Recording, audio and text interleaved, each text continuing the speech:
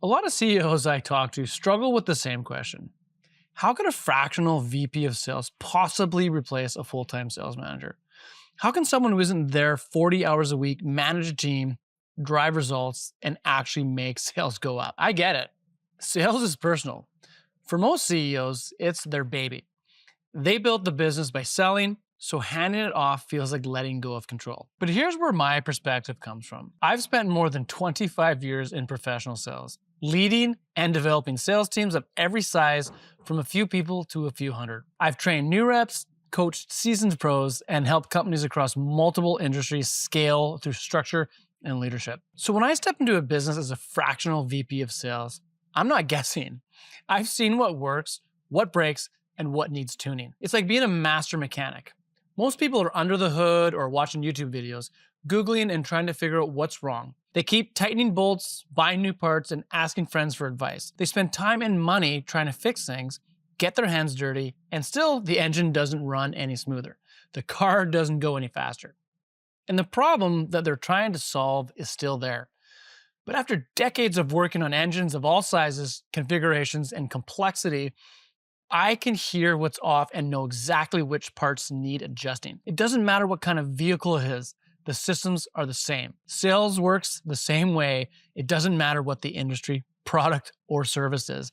The structure behind success is universal. It's not about putting in more hours. It's about knowing where to look and having the systems and processes to fix it fast. I recently had a client who felt very nervous to hire me for these exact same reasons. He'd been running sales himself for years and didn't believe it could be done any other way. He told me, Kyle, I just don't see how you can manage this in a few hours a week.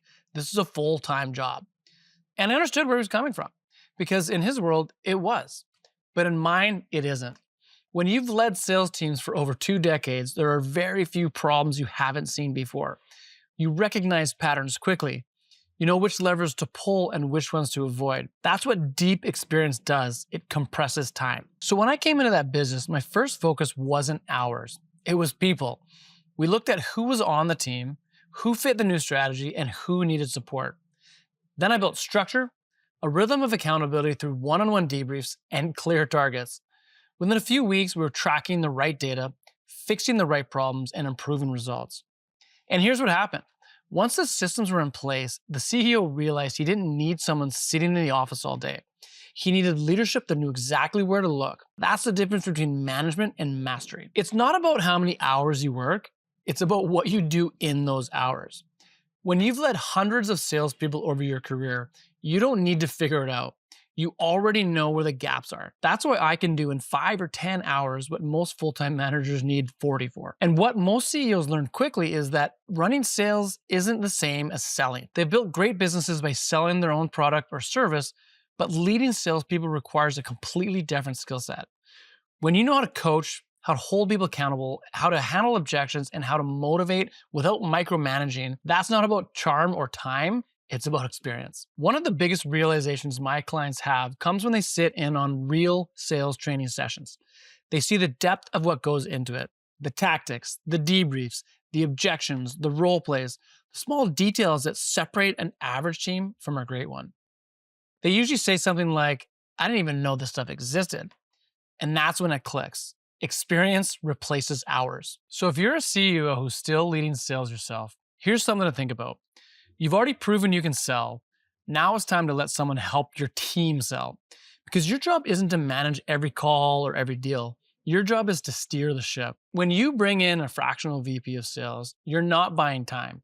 You're buying results, clarity, and experience. And when you do that, you get to focus on leading your company instead of chasing your sales. If you're wondering whether this could work in your business, click on the link in the description.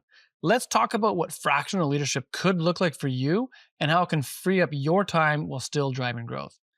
And now that you know how a fractional VP of sales can help your business reach new heights, check out this video on how to build a scalable sales process.